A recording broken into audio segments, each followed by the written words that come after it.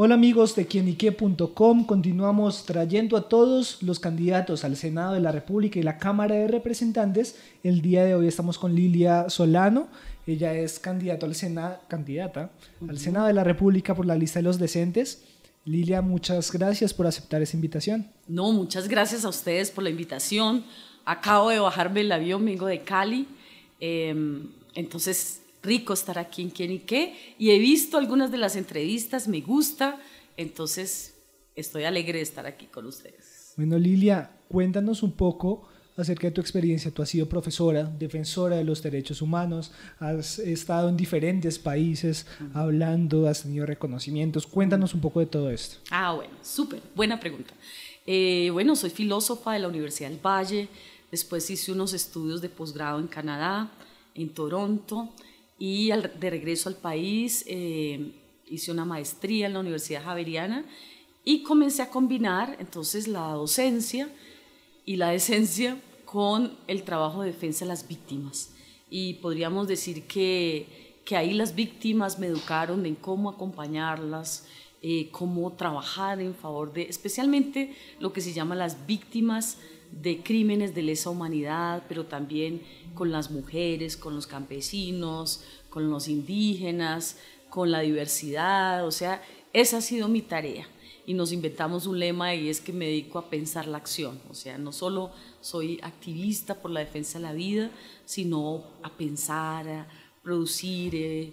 He sido editora de varios, alrededor de 16 libros, todos alrededor del pensamiento crítico, de las víctimas, de las resistencias, de la economía, porque estudié filosofía y política, pero después pensé, habría que haber estudiado economía, porque todo gira alrededor de la economía. Entonces me volví una suerte de autodidacta. Hemos publicado un texto muy bueno que lo recomiendo a los que siguen el programa, se llama Economía para la Vida, que es pensar no solo un modelo de acumulación del capital, sino cómo la economía debe servir al desarrollo en su conjunto de toda la sociedad.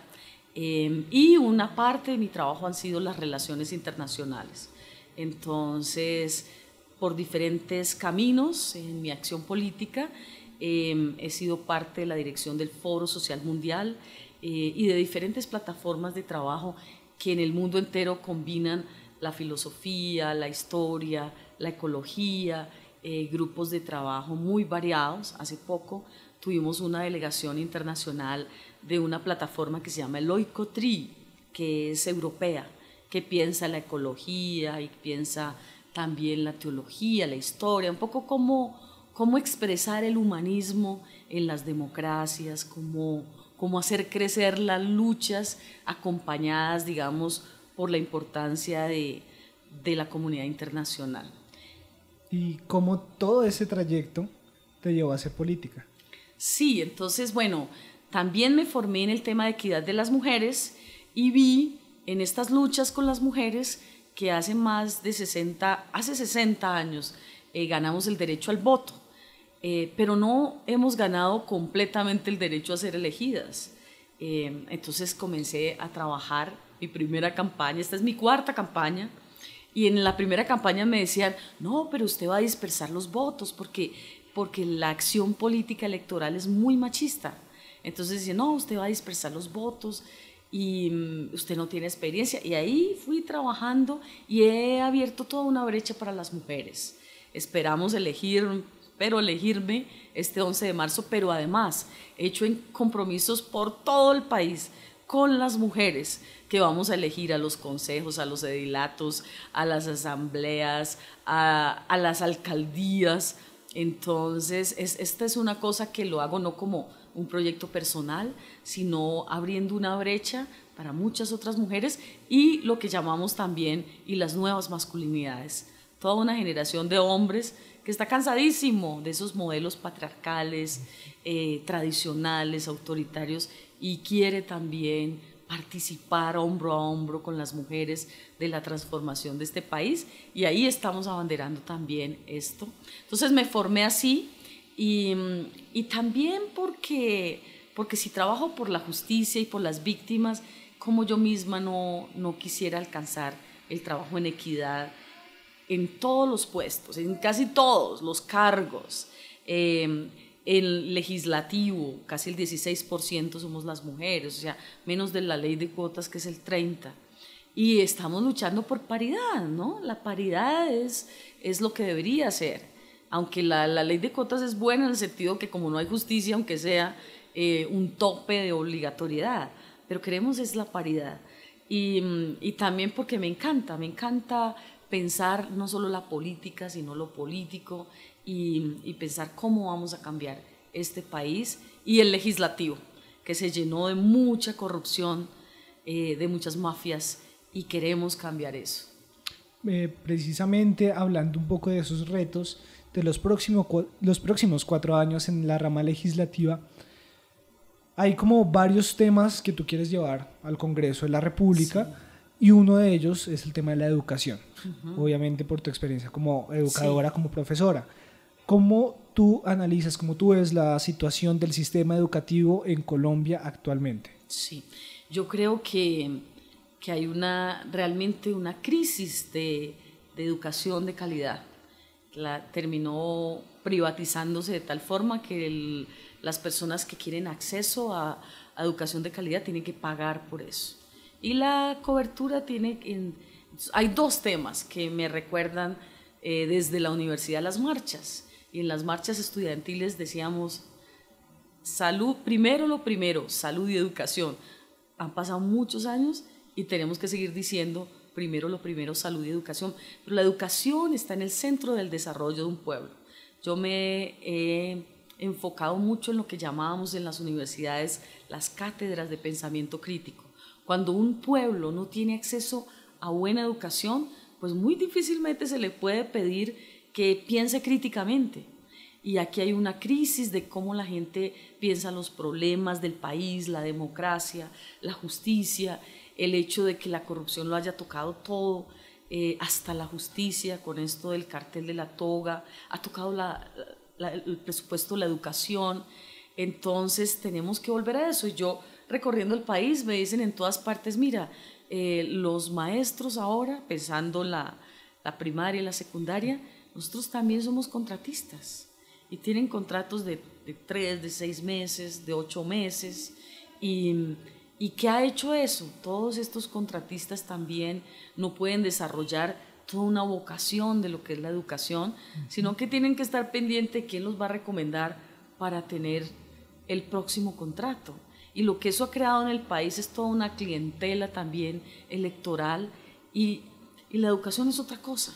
La educación debe tener los recursos, la inversión en investigación, la educación debe tener, como ya dije, calidad, la educación tiene que ser para todo el conjunto de la población. Y yo creo que ahí hay una bandera que vamos a luchar. Hay varias propuestas de proyectos de ley. ¿Cómo hemos hecho? Candidatas como yo, candidatos que venimos de esta tradición de caminar con los movimientos sociales, vamos a hacer una cosa que se llama como parlamentarismo con los movimientos.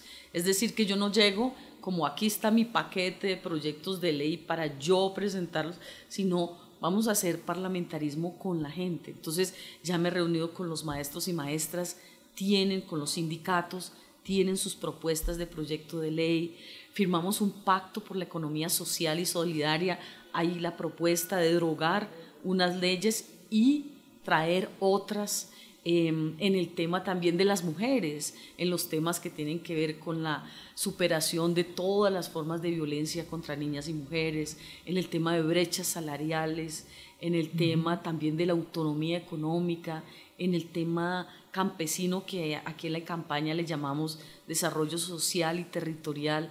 Entonces tenemos todo eso lo que tiene que ver con lo social, ¿no? Y por ejemplo, ¿qué se ha propuesto en el tema de la educación?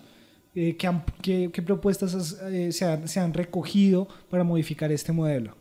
Sí, mira, ahí hay muchas propuestas, inclusive lo que me ha permitido, digamos, de tener un bagaje internacional es poder comparar con modelos de otros países donde sobre todo la educación superior no está privatizada. Entonces, ¿cómo tenemos que hacer un gran esfuerzo por impedir que siga este avance de la privatización de la educación superior, de tal forma que hayan, especialmente en investigación, recursos suficientes. Lo que pasa es que nos reunimos, tú llegas y hablas con Hacienda, el Ministerio de Hacienda, y dices, no hay plata ni siquiera para cubrir las deudas del año pasado. Entonces, lo que no entendemos es sí lo entendemos, el orden de prioridades sigue siendo un presupuesto muy grande para, supuestamente no estamos en guerra, pero hay un presupuesto muy grande para las fuerzas militares y muy reducido para la educación y casi nulo para la investigación. Entonces todo eso tiene que volver a pensarse. Inclusive yo propongo y he propuesto con otros, si nos toca volver a una Asamblea Nacional Constituyente, volver a una nueva constituyente, así nos toca volver a hacer campaña otra vez, tenemos que llegar a eso, porque tenemos especialmente las propuestas en educación que no van a avanzar si no hay una bancada y eso va a ser bastante difícil, pero tenemos que lograr la posibilidad de que la educación sea de calidad, universal y que esté al alcance de todos y todas. Hablemos un poco de precisamente ese presupuesto muy grande se va destinado a las fuerzas militares, pero resulta que en Colombia también hay un panorama todavía de guerra con OLN, bandas criminales, hay problemas de seguridad de líderes sociales, líderes campesinos, indígenas. ¿Cómo lograr atender esas situaciones tan complicadas, defender esos derechos humanos, esos derechos de esos campesinos, pero también lograr un acuerdo, unas negociaciones con un grupo que, como se ha visto últimamente, no ha mostrado mucha voluntad de paz? Bueno, por mi formación yo tengo un compromiso siempre con las salidas negociadas. Los pueblos que se han desarrollado han resuelto sus conflictos por salidas negociadas, salidas dialogadas, pactadas. Pero si tú miras lo que ha pasado en este proceso de paz, en estos acuerdos firmados, ha salido un informe, inclusive de Naciones Unidas, que dice que menos del 18% de los acuerdos se han cumplido por parte del gobierno. Entonces, esto genera otras crisis si no se cumple lo pactado y si el gobierno no honra su palabra. Entonces, ¿qué ha hecho? Ha disparado el crecimiento, por ejemplo, de la disidencia, ha hecho que haya un gran desánimo en sectores, digamos, de defensores de derechos humanos que apuestan a las salidas negociadas. Y yo de recorrer el país, porque he recorrido municipio a municipio, veo que en el centro de todas estas guerras está la brecha tan grande entre ricos y pobres, está la falta casi total en los pueblos más lejanos de la presencia del Estado, y la presencia del Estado es entonces fuerza, y no es como la educación, la vivienda, los servicios, la inversión en el campesinado. Está muy atado a la guerra, la carencia de oportunidades. Estuve en Tumaco y pude ver de primera mano que hay toda una nueva generación. Yo me reuní con un poco de muchachos y les dije, ustedes son el futuro de Colombia. Y ellos me dijeron, no nos diga eso, que ni siquiera tenemos presente. Y no hay acceso a la educación superior, no hay empleo, difícilmente hay comida. Tú no puedes realmente creer que pueda haber un Estado social de derecho si no hay las garantías mínimas. Y eso está atado a los problemas de la guerra, ¿no? Que luego para el campesinado, por ejemplo, fui a Guaviare y el campesinado me llamó y me dijo, venga a una reunión. Pactaron sustitución de cultivos de uso ilícito, se emocionaron, recursos para sustituir la coca por proyectos productivos, y después de que todo estaba pactado, llegó la erradicación forzada. Y entonces el campesinado se paró y dijo, nos vamos a hacer matar. Y yo pregunté a los que se debe preguntar, ¿no? A los órganos de control, y digo, pero ¿por qué le mandan la fuerza y la erradicación si ya habían pactado sustitución? Entonces me dijeron, hay millones para erradicación forzada por el programa de antinarcóticos. hay muy poco para la sustitución de cultivos de uso ilícito, que tiene que ver con los proyectos productivos, con la justicia. Entonces eso pasa en todo el país y eso potencia las guerras, eso hace que nuevamente se reinvente el ciclo de guerras al cual se le podría poner un límite. Si hubiera la voluntad política, tendría un límite, pero falta eso. Y el tema de los líderes sociales, ¿cómo disminuirlos? Porque hemos recibido denuncias que tanto grupos armados como el mismo ejército sí. han realizado este tipo de hechos sí. Lamentables, pero que siguen sucediendo y que no se encuentra una sí, salida. ¿Cómo sí. lograr defenderlos a ellos? ¿Cómo lograr que ni el ejército ni el ELN se metan? Sino sí. que si están haciendo con una confrontación directa, que sea directa entre ellos y no involucre a civiles. Sí, yo creo que esto es gravísimo. Una de las cosas más graves es que el ministro de Defensa haya salido a decir que a los líderes los matan por líos de faldas. Yo dije, primero, como defensora de derechos humanos. Segundo, como mujer. A mí no vengan a decir entonces que a los líderes los mataron por estar... O sea, ¿qué rol tenemos las mujeres? Entonces, que investiguen, que procesen y que juzguen. Pero no hay investigación. Entonces, de eso lo más grave es que no hay las garantías para que no haya impunidad en todos esos crímenes. Y por otro lado, que muchos de esos crímenes esté involucrada el mismo aparato de la fuerza pública y del ejército es gravísimo, porque son los que deben dar lo contrario, las garantías. Por ejemplo, probado ahí en Tumaco que la masacre fue llevada a cabo por antinarcóticos. Y además, entre ese campesinado que mataron, también habían 2 ecuatorianos, campesinos que no encontrando empleo habían venido a ser campesinos cocaleros.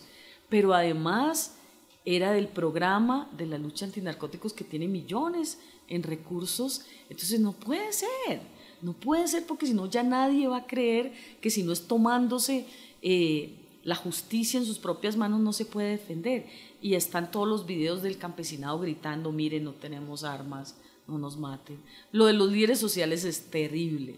Es para mí, después de haber firmado un acuerdo de paz, que hayan alrededor de 60 excombatientes asesinados, esto nos llena de angustia, de mucha preocupación. ¿Para dónde va esto? Y obviamente se le hace un reclamo y un llamado al ELN.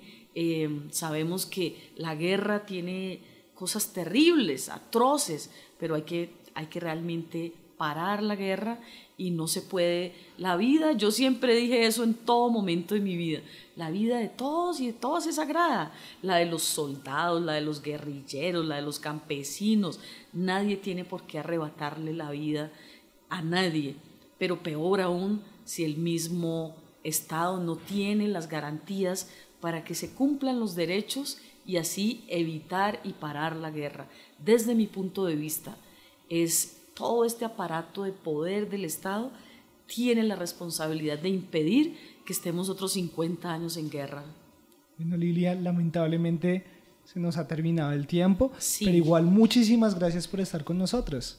A ustedes por el interés. Como sabes, soy de esta lista que se llama Decentes y realmente tengo la aspiración de poder servir a mi país y lograr esto que tanto sueño, un verdadero Estado social de derecho. Gracias, Lilia, y gracias también a todos ustedes, nuestros seguidores de quinique.com, por estar en esta transmisión en vivo. Les recordamos que toda la información sobre estas elecciones del 2018 la pueden encontrar en www.quinique.com. En nuestras redes sociales estamos como Quinique, en Facebook, Twitter e Instagram. Muchas gracias y hasta una próxima ocasión.